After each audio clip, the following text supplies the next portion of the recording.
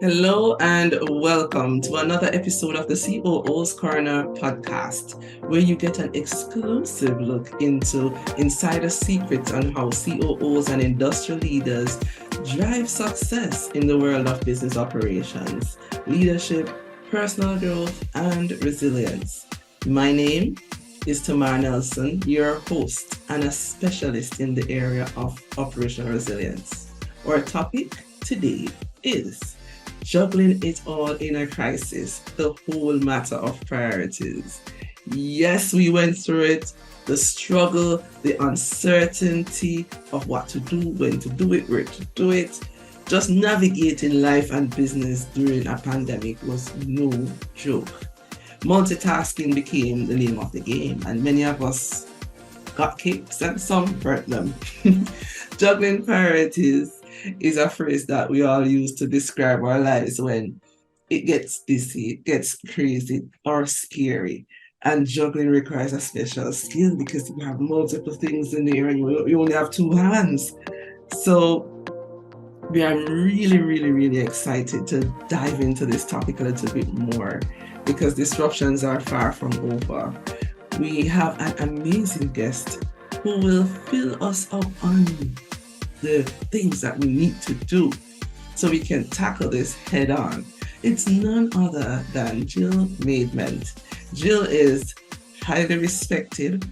She's a sought after executive business coach and mentor, a career and transition and outplacement coach, a resilience coach, an author, speaker, founder, and director at Natural Talent. And let me tell you, she is the author of some amazing blog articles, and that's how we got connected after reading one of her articles about priorities. Welcome to the podcast, Jill. Hello, Tamar. Thank you so much. Really good to see you again. And thank you for those very kind words. We're looking forward to today and discussing this topic, which it affects us all. We're all trying to prioritize still, make sure that we've got our time sorted, planning ahead, all those kind of things, managing crises. So yeah, really looking forward to the discussion today. Thanks for having me on. It's our pleasure to have you, Jill, and we hope to warm you up with the discussion from Jamaica to you, where you are in England. It's cold today, and as I said last time, Tamar, I'm so looking forward to coming over to Jamaica and seeing you in person. So can't wait. I'm looking forward. Thinking of the beaches. Of course. So Jill, tell me, how do you prioritize your priorities when everything is number one? Well, Tamar, thanks for the question. Really good question. And as you know, I've spent a lot of time researching this, writing about it, recording audio talks about it. So I always say the key is before you do anything, you've got to assess where you are. So as you know, I work quite often as an assessor, dealing with talent assessment tools, executive assessment tools, 360 feedback, those kind of things. So with time, it's really difficult. It's so precious. Everybody wants more time. But as you say, we're juggling so many different things nowadays, especially since working from home working, remote working. So I always say, take a step back, stop, breathe. Imagine you're on that wonderful beach in Jamaica with the palm trees swaying in the breeze. If you can go on vacation there, then or anywhere else where you can actually stop and think, really think about how are you spending your time? What is really important? Because you're probably familiar with Steven Covey's work, and he was always saying regarding the time management window, excuse me, and looking at what's urgent. And most of us think, oh, that is really urgent. We look at all the tasks, the projects, whatever's on our to-do list, and we think, right, that is really urgent. But is it? So it's stopping and thinking, how urgent is that? What could I or should I be doing differently at this particular moment? And actually concentrating on, in his terms, what's important. So those are the things like strategic meetings, strategic planning, strategic thinking, planning ahead, actually creating some time so that we're not just being reactive to the day. You know what it's like. You start the week, Monday morning, you think, right, this is what I'm going to do this week. I've got my list of so-called priorities. I think they're all important. And then it comes to the end of Monday, and maybe you have answered quite a few urgent calls in inverted commas. Maybe you have answered so many emails, and then you think, what have I actually achieved today? So I always say the number one thing is to actually stop, breathe, think, revisit your list of priorities, try and have a prioritized to-do list. So that is what is the most important as opposed to urgent. And that should always be aligned with your company's vision, mission, strategy. If you're in doubt and you're as a CEO, COO, you've got to report into the board, just keep checking with your key stakeholders. What is that really, really important priority? The research shows we can only really juggle about 5 or 6 priorities. Of course, over the pandemic, the last 3 years, we've been juggling so many, but really focus on, okay, what are those 2, 3 really, really key issues? And then make sure everything that you're doing on a daily basis, weekly basis is aligned with those key priorities. Awesome. What a lot of gems just now, Jill. And, you mentioned Steven Covey, and I remember one of his quotes where he said, the key is not to prioritize what's on your schedule, is to schedule your priorities, right? And that's what, kept coming out, looking at that, you used the word strategic. And we always need to check in with ourselves. And one statistic that I saw said that 49% of working professionals have never conducted a time audit to analyze to see how they spend their time, right? So that's very staggering. So that's about half of us haven't really stopped to look and see, okay, how am I spending my time? Am I really putting emphasis on what needs to be done? But you also mentioned something that we need to imagine ourselves on that beat. So we have to do it in a state of calm presence so that we can have that clarity to really focus on the right things. Is that correct? Completely. And if we can't all get on the beach, we're not so fortunate to live near a wonderful sandy beach that you can actually sit on or lie on, certainly in January in the UK, for example, then take yourself away from your normal day-to-day environment. So whether you're working from home, you're in front of the laptop all day, or you're in an office and it's busy, take yourself away from a different desk, a different environment, because so many people are saying nowadays, working remotely, or if they're working in a hybrid model, they say, look, I'm so much more productive if I'm working from a coffee shop, or if I change from my home office, my spare bedroom, and go and work in the kitchen for a day, or in the dining area or whatever. Obviously, if it's sunny, in the garden, if you can. It's because we have to change our environment to be less reactive, but be proactive, more creative, more strategic, as you think, because otherwise we are just in that zone of answering emails, answering telephone calls, concentrating on that bustle and hustle and bustle and that noise of the office or the home office or coffee shop. But really be creative, stop and think, as you say, be mindful about what you're doing. And also the real key, Tamar, you know this as well, is not reacting to other people's emergencies, because if you're in that environment, especially in a busy office, we all know what it's like. The phones are ringing, people are racing around, maybe sort of saying, oh, this has just happened, we need to respond to this. That's the key. Respond, not react. Respond and think, hang on a second, who should be doing this? Who can I delegate this to? Whether it's a real fire, which has happened with one of my clients when I was there, it was a real fire that they had to deal with. And it's like, well, hang on a second. The CEO was just calm because he said, okay, well, it's fine.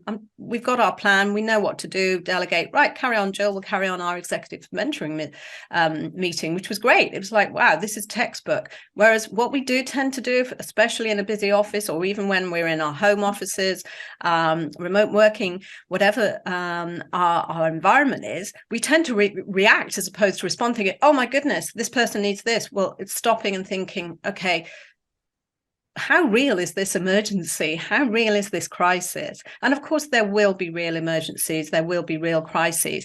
But if we can plan ahead, if we can try and block off that time in our diaries so that we're not in back-to-back meetings and just being reactive to everything, then that's another key thing as well. Awesome. And Jill, many listening in on this podcast would be familiar with being on that constant cycle of outing fires, that merry-go-round that, we keep working in the business and not working on the business, and having that more strategic focus to the point where reaction is just a part of what we do. It's a part of our everyday operations, that people even get used to us being in that reactive and expect us to act in that reactive and not responsive mode. How do we really get off that hamster wheel?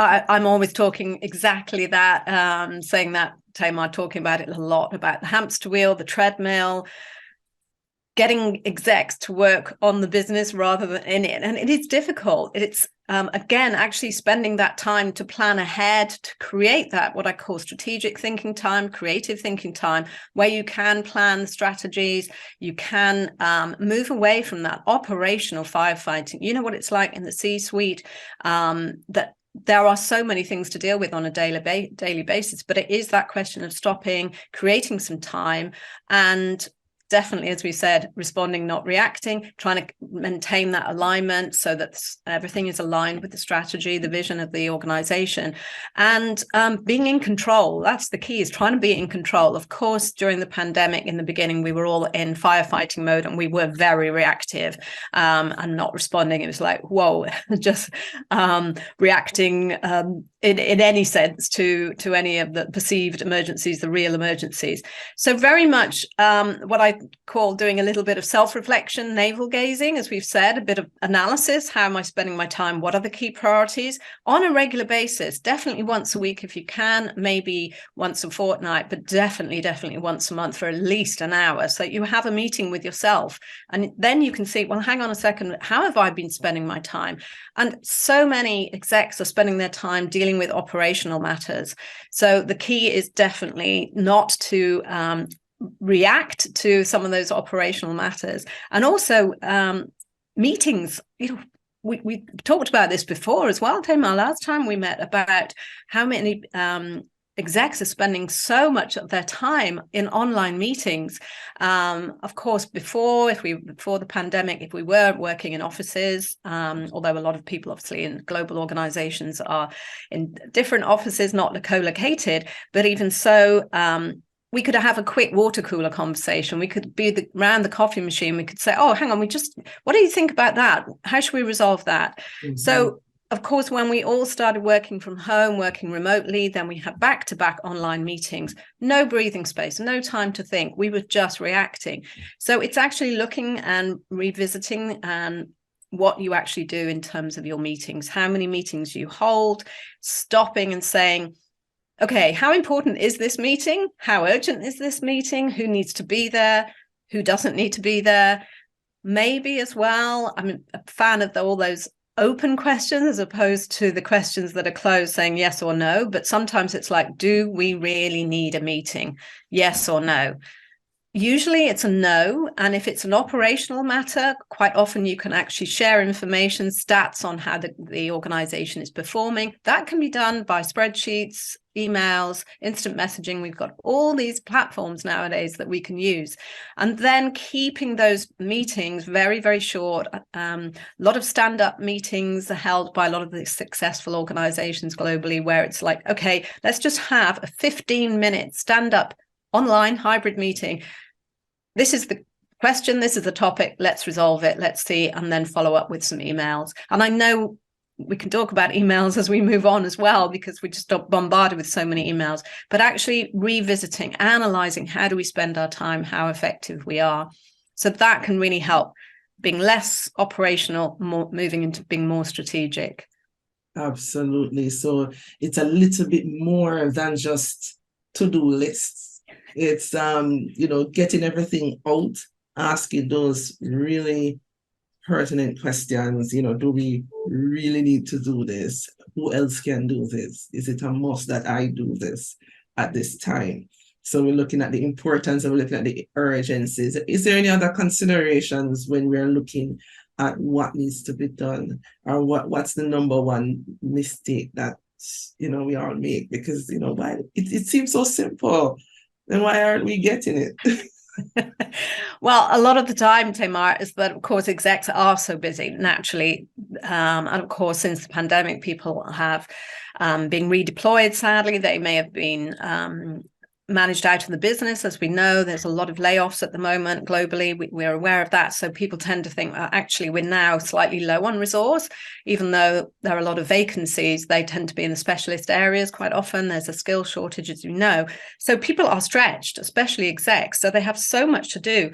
But it's counterproductive if you feel you just keep filling your diary. So the key always, I keep saying the key, that golden nugget is to block off, whether it's 15 minutes at the end of every day, which sometimes at the end depends. I work organizations literally from San Francisco to Sydney and everything in between in Europe. So there's a lot of different time zones. So you have to be able to manage those time zones similar to yourself. I know you get up very, very early as well. But the key is obviously to stop working, but try and be disciplined at the end of the day and think, right, this is my boundary. This is when I'm going to try and switch off unless there is a real emergency, and spend that 15 minutes at the end of every day going, okay, what have I achieved today? How much have I actually moved towards implementing the strategic plan, the business plan? How aligned have my tasks and projects been today? Quite often it's like, okay, there was a curveball. Yes, of course, things happen, but actually stopping, breathing, thinking, responding rather than reacting and saying, okay, what was the most important thing that I needed to achieve today?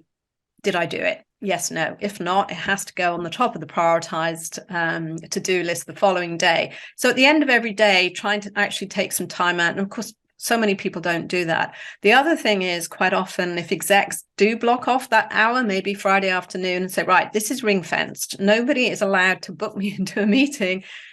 Not 9 times out of 10, but maybe 50%, 50% of the time, urgent meeting comes in because something's happened. There's so many things going on in the world. It's so VUCA, as we know. So it's volatile, it's uncertain, it's changeable, ambiguous. I mean, there's so much going on in the world that, of course, there will be things that come in and we have to deal with and execs need to deal with. But yet trying to block off that time, really, I can't stress the importance enough. It's really good. Have that helicopter view, which I'm fortunate as an exec coach and mentor. I can see the helicopter view. I can see some of the issues, and I know you can as well when you're managing risks. But actually trying to get execs to take that step back and think, right, okay, I need to be ruthless with my time, create those boundaries. I love it. Ruthless with our time. And, just some stats on time. The research has shown that 80% of the total time on a workday is spent doing tasks with little or no value, and only 20% is spent doing something of importance to the company. 3 hours per day are spent by the average manager on handling unforeseen interruptions and problems, and that employees are only productive for 2 hours and 23 minutes per day. However, we do spend at work, we surf the web for about 3 hours per day for personal reasons. So that's just some really staggering statistics. And when you take out all of those time, the 2 hours and 23 minutes, 3 hours, and the other 20%, there's not much time left for really, value-adding work. So we really have to be vigilant and ruthless at all times with our time to make sure that we are spending time on the most important things every day. And you did mention hybrid work. And I know from many persons that I've interacted with and many of the clients that I work with, etc., this is the thing that's popping up the most. Still, even we're a little bit over the pandemic, but it's still pretty much here. The question always is, how can we do our best work under these circumstances? Because the hybrid situation is something that is still very challenging for most organizations to manage, the best work and priorities, because they, as you said, they can't feel and touch and and do certain things. But you did mention some valuable tools that persons can use. What are the key success factors for persons, you would say? You mentioned those check-ins. What else can we do? Yeah, and as you say, Tamar, I know last time we talked a lot about the hybrid working and the hybrid working model as well, which we're still talking about. I mean, it's still very much, you just have to look at LinkedIn every day, and there's so many articles about it, so many people talking about it. I've done recorded an audio talk about it, written an ebook about it, but not many companies are getting it right. And the key is to be agile, of course, in terms of asking what your employees want, what suits them better. I've always said that if somebody is happy and productive working from home, leave them at home. And if they're more productive, they're happier working in the office, fine, let them come into the office. Of course, if they're able to. I work with a lot of global organizations, as you know, so that's not necessarily feasible. A lot of people work remotely anyway. But for me, hybrid meetings are the key. And you're talking about sort of the nuggets, the real nubs of the issue.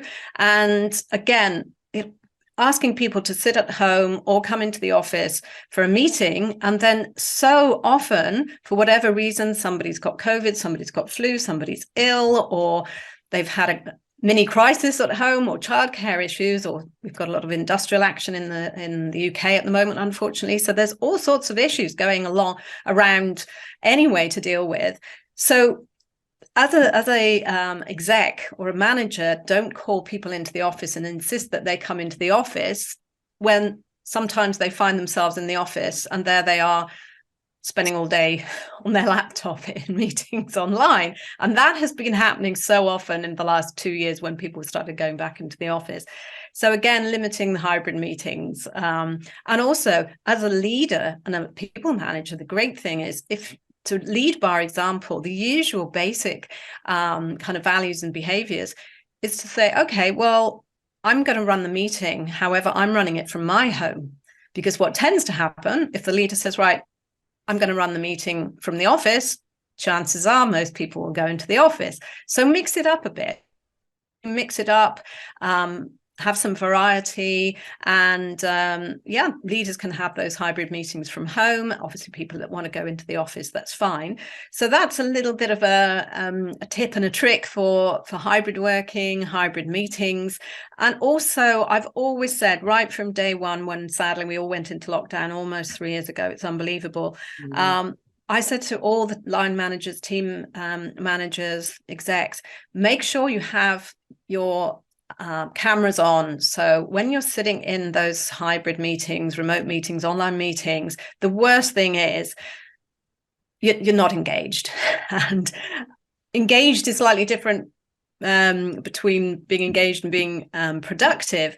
But so many people, I mean, the stats for the lack of engagement during online meetings, again, very, very high, as you know, Tamar. So make sure that people have got their cameras on and that they can interact. So keep the meeting shorter, so you're not in those back-to-back meetings. Book them 10 minutes, 15 minutes past the hour or to the hour.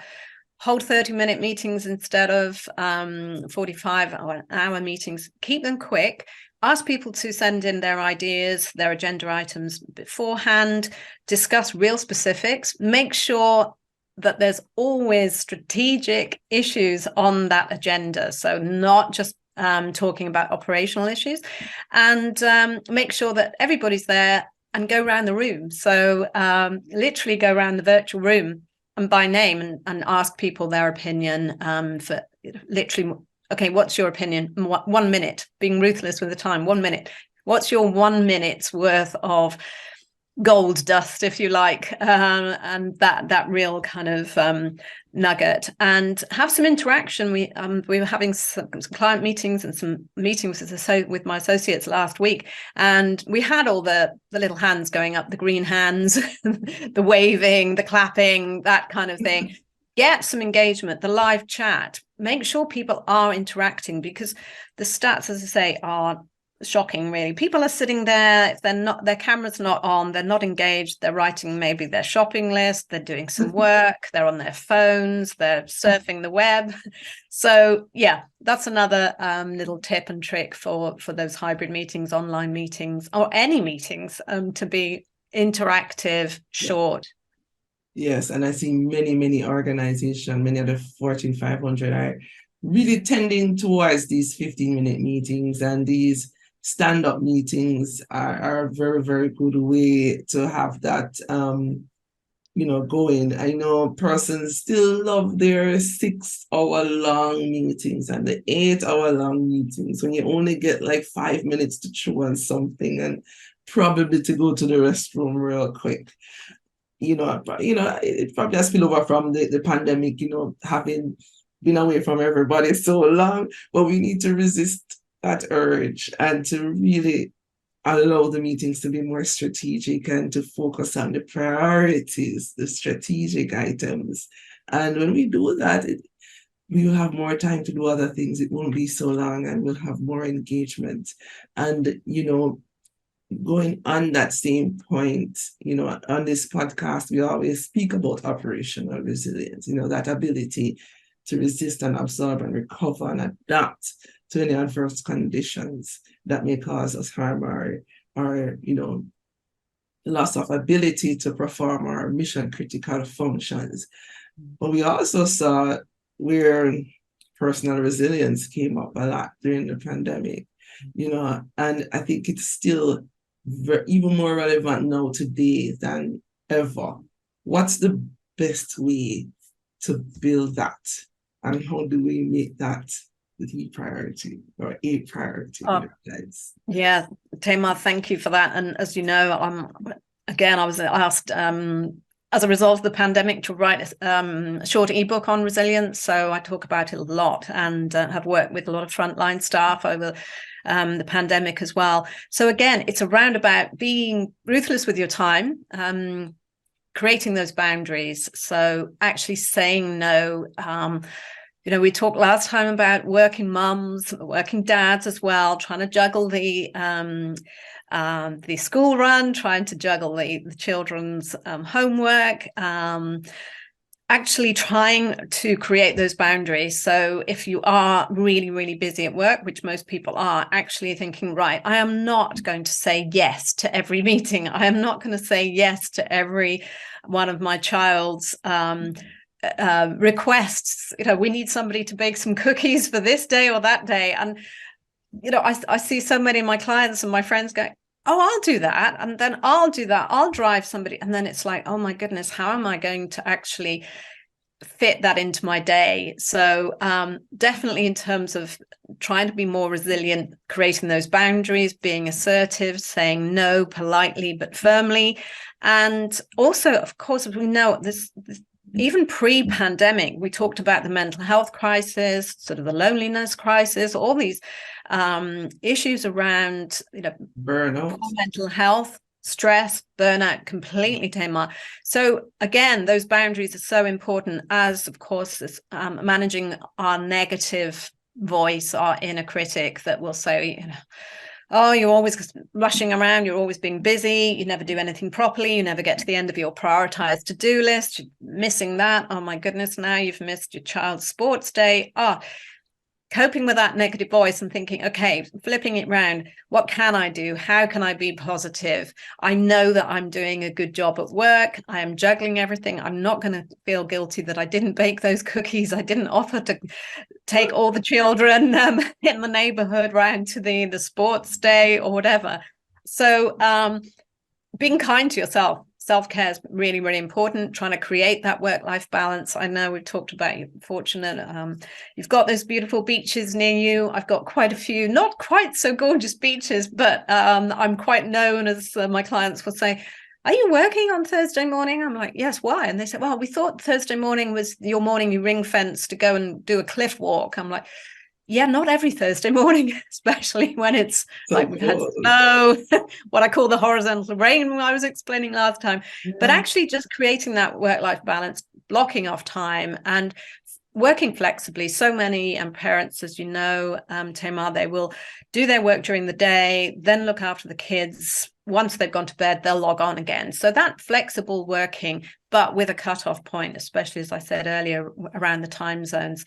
So resilience quite often is that people talk about bouncing back from setbacks. I always say it's kind of getting that backbone of steel so that you are really, really able to deal with the stress, deal with high workload, but bounce forward as well, because we are in recovery mode. A lot of organizations are talking about recovery mode. Yes, of course, there's the economic crisis now, there's the war in Ukraine. There's just so much out there that is causing issues.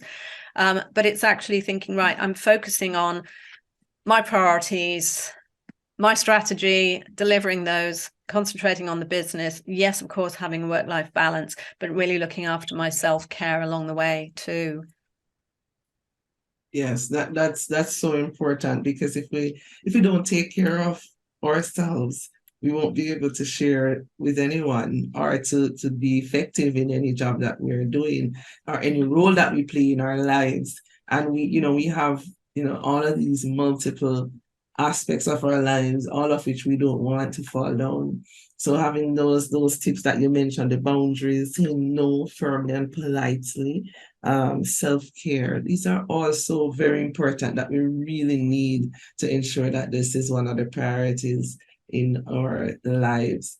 And you will hear Jill mention that we spoke the last time, and I mean, Jill, you have been such a trooper in terms of this. We recorded an entire conversation, and somehow the recording cannot be found.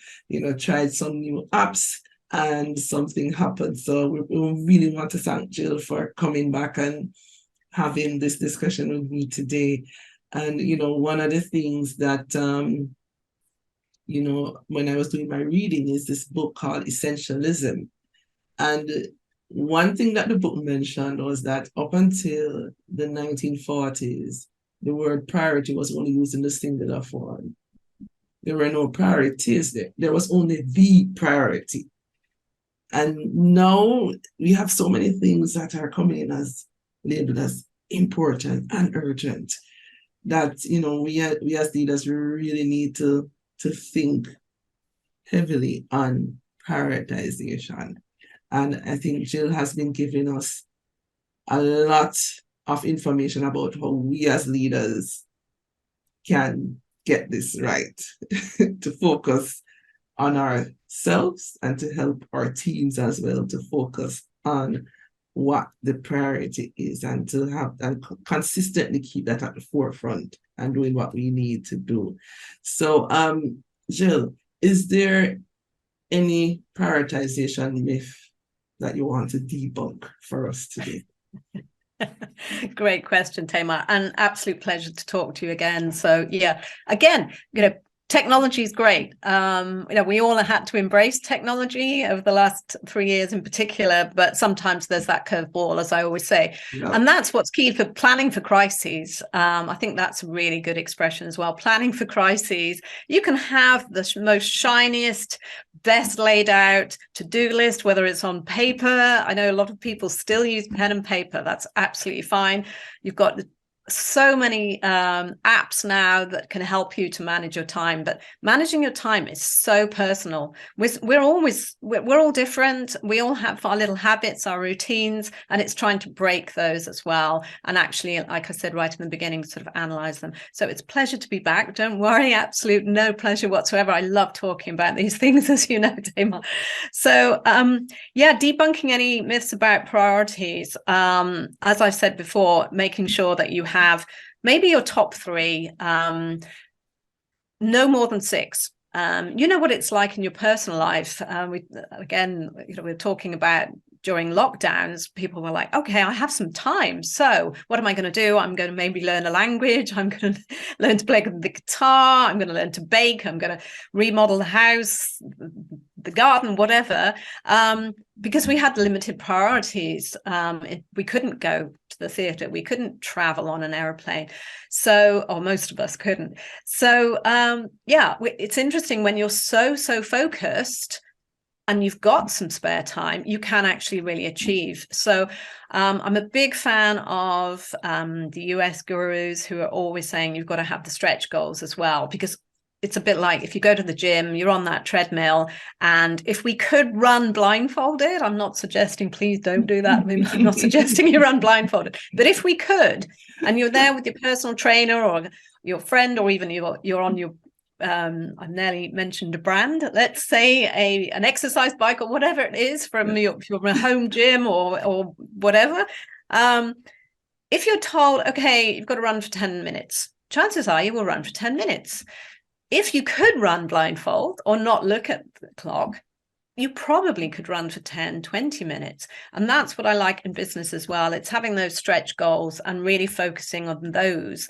So once you've actually found out what are the priorities, thinking, right, okay, set those stretch goals as well, to be realistic, so that we're not doing this, what they were calling last year and the year before, languishing.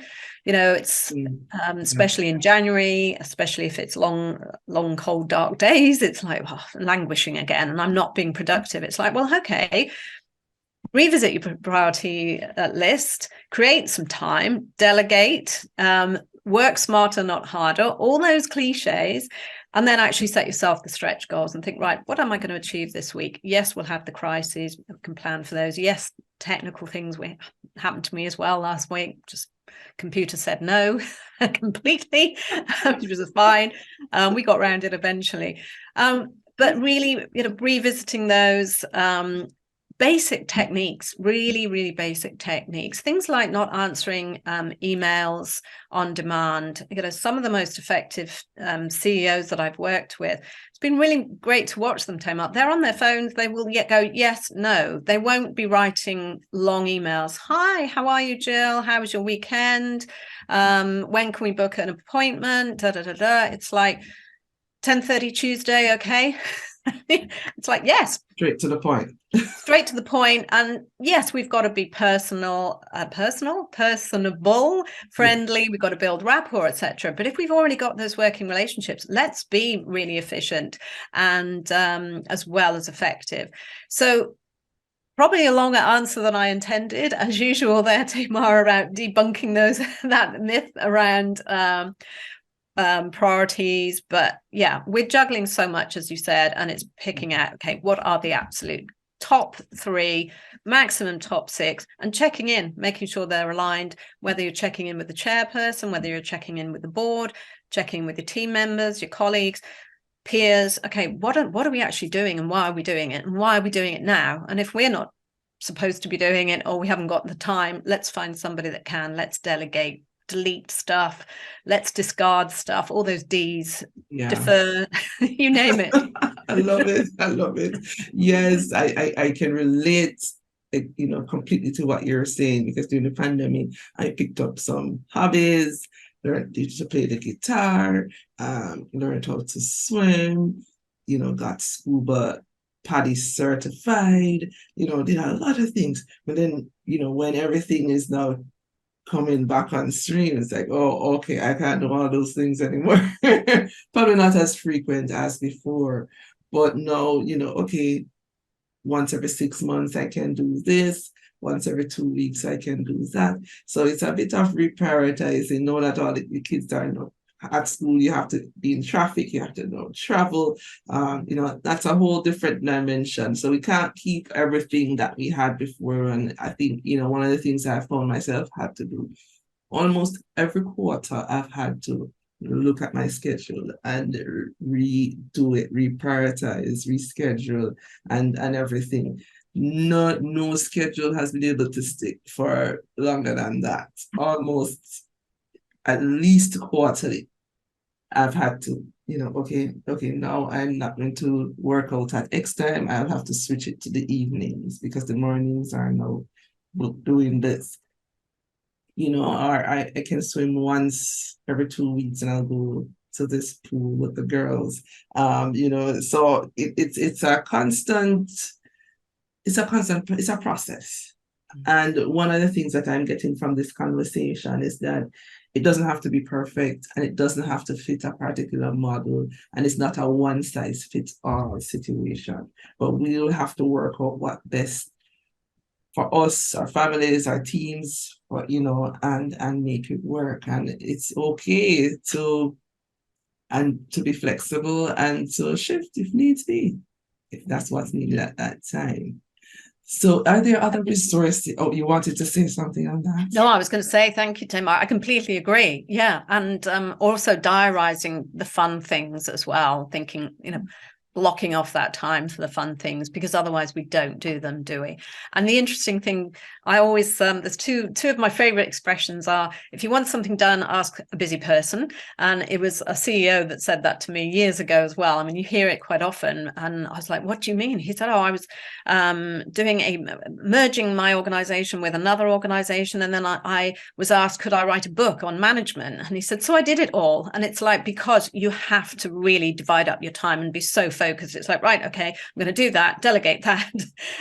So that's an interesting one. But the other one I really like is that if you think about this, we always find time to do what we really want to do outside work. And I think that's the key as well, in terms of going back to the whole thing about one priority. How often do we all hear ourselves saying, oh, we must catch up, we must have that coffee, and we must do this, let's go there. How often do we not do that? Probably more often than we actually say it, that throwaway comment.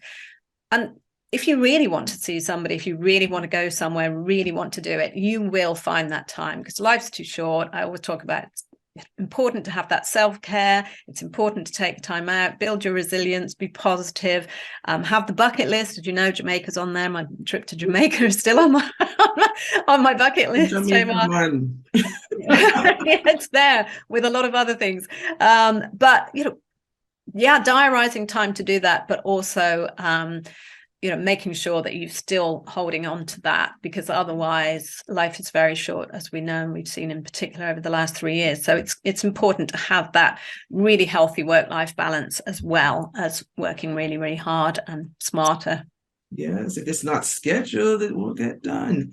So we have to put in those time with ourselves, that time to plan, the time to have fun. One of the things I've been researching is those personal dates, what you have with yourself, and to book those at least weekly. And that's a part of the self-care, and just connecting with yourself to see, what's the priority at any given time, that clarity that's needed. Sometimes you need to unplug or to plug into something else, like nature, for example, right? That always does it. A trip to the beach the other day, and just sitting watching the girls playing in the ocean, and there was just so many ideas flowing through my head. I had to run and grab a pen. I had that when I was walking, a pen and a notebook, and just started to write. So, and I saw some of the tourists there walking there, like, are you working? I'm like, nah, this is good stuff. So it's really important to schedule and to just be in those moments. And so the next question I have for you, Jill, is, you spoke about a lot of things. What are some resources that you could point our listeners to, so that we can keep informed and build our resilience during this whole chaos? Oh my goodness. Yeah. Well, personally, there's my own ebook, which is at www.bookboon.com, and that's the Ultimate Resilience Manual. My website as well, www.natural-talent.com. As you know, there's quite a lot of blogs on there. I do refresh them. I do update them a few times a week, not every day. Some people will message me and say, Jill, where are you today? What are you doing? And that has happened over the last 3 years, where it's like, oh, okay, what's the problem? They say, well, I need something motivational today. That's like, right. Okay, have a refresh over there. Of course, I'm on LinkedIn, as you know, and that's where we met, which is great. Also, there are so many podcasts, as you know now, Tamar. There are so many audio talks, audio books around resilience, bouncing back, but also, as I say, really key, bounce forward. And then picking, as we've said earlier, picking what you want, what suits you. Same with time management. As I said before, it's so personal. We're all very different. Same as, getting fit, getting healthy, keeping fit and healthy. No point in saying you have to go to the gym 3 times a week. We've had New Year's resolutions and it's like, oh, now I feel like I've failed. Not me personally. Others will say, oh, I didn't go to the gym. I only managed once a week. And then we fail. But it's like, well, if the gym isn't for you, don't go to the gym. Do some power walking, do some swimming if you're fortunate to live in a gorgeous country and on a beautiful island, making me slightly jealous again. But I am going to go for my frosty walk, all with my hat and gloves later on today in some sunshine. But yeah, there are a lot of resources online, definitely, a lot of books to read, and resilience is definitely creating what I call that backbone of steel, so that you can cope with whatever comes to you, the crises, challenges, busy workloads. Managing that stress is really important as well. Loads of the things that we've talked about today. So I've read so many books on the topic. I can't really recommend any in particular, but as I say, there is so much online nowadays. A lot more since the pandemic, of course, but even before that. But it is so much at the forefront of everybody's minds now. Awesome. And that health, that well-being at work as well, really, really important. Great. And of course, you can listen to this podcast. Woohoo! To get more info, of course. Definitely. Lots and lots of resources with Tamar. That's, of course, as you know, I've been looking and listening to those as well. Thank you. Thank you for being an amazing listener and guest. And we have come to the end of our interview, Jill. But there's a kind of tradition on this podcast that I do believe in the power of questions and the questions you ask. Now, you have worked with companies and executives, and teams. What is the one question that you frequently use when working with teams to get the best outcomes or persons? Oh my goodness, thank you. Good question. Usually at the end of any coaching or mentoring session, I always say, okay, what's that one thing that is going to make a difference? So around the holiday season, the Christmas season, I always say, what is that one wish that you could have? If you sought that, how will that impact the rest of your work life, your home life? So usually that one key thing, what you really wish for, what you really, really want. And so that brings all sorts of responses individually, of course, with execs.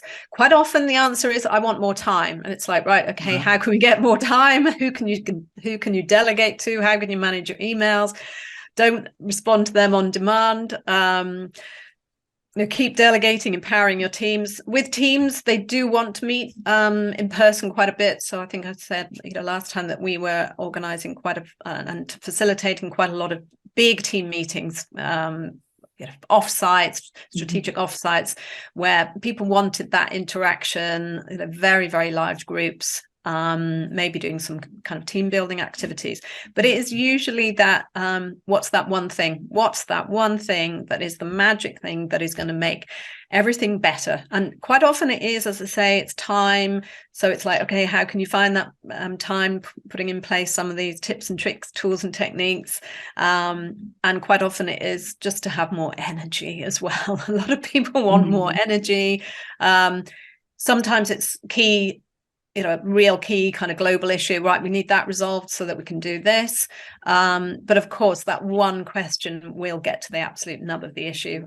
So it can be at the end or the beginning of the coaching or mentoring session. Wow. And I think that's just a powerful question, because I'm sure if you're listening, when she said, what's that one thing, where did your mind go to? Please write it down and dig deeper into it, because I think that's where you'll know how to set your priorities. So that was just a beautiful way to end our discussion or our conversation today, Jill. It was amazing. Thank you again for sharing your wisdom. You heard it, people. We have everything we need to focus on what matters most. So, don't try to be a superhero and how many balls you can keep in the air. Put some down until later and focus on the essential ones at hand at every given time. So thank you for listening in. As we say in Jamaica, big up yourself. I hope you enjoyed and got so much value and insight as I did from this conversation today. And, we look forward to hearing from you. Share in the comments what you like most about this episode. Remember, you can reach out to Jill on the Natural Talent website at www.natural-talent.com. And we'll put this information in the show notes as well. So, I really hope that you will do differently. I want to hear about it. You can reach out to me. You know where to find me at tamar@tamarnelson.com or on LinkedIn at tamar-nelson. And if you would like to be a guest or share any feedback or suggestions, reach out to me. Share with your friends. Share what you liked about this episode. And please do join us again for another information-packed episode. Until next time, stay curious, continuously improve, and as we always say in Jamaica, walk good. Thank you. Thanks, Tamar. Bye, everybody.